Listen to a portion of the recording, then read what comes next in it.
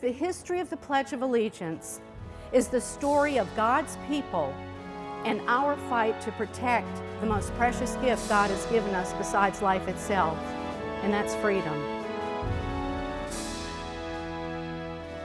Psalm 145 was read aloud in its entirety in every public school in the city of Boston on October 21st, 1892, immediately after they recited the Pledge of Allegiance for the very first time. There was one man who decided he would try to unite America. His thinking was that the sight of the American flag would inspire patriotism and remind every American of the values that we were so proud of. He had no idea if his ad would be a success, but Americans loved it. And before you knew it, flags were popping up in front of schools all over the country.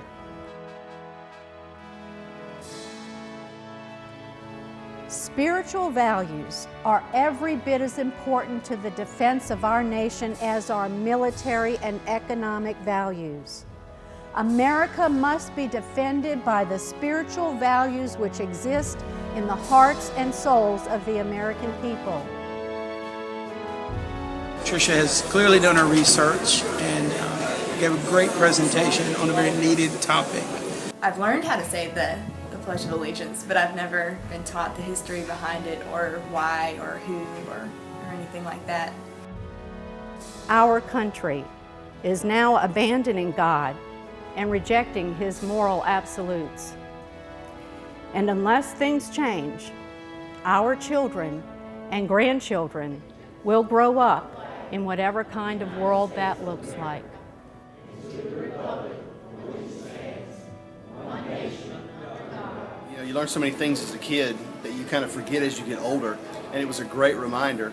But what it also did is it made me realize, you know, looking around, dealing with young people the way I do, that there's so much of patriotism that's lost in some of these current generations.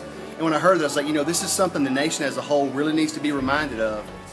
We hold these truths to be self-evident, that all men are created equal, endowed by our Creator with certain unalienable rights, that among these are life, liberty, and the pursuit of happiness. Thank you.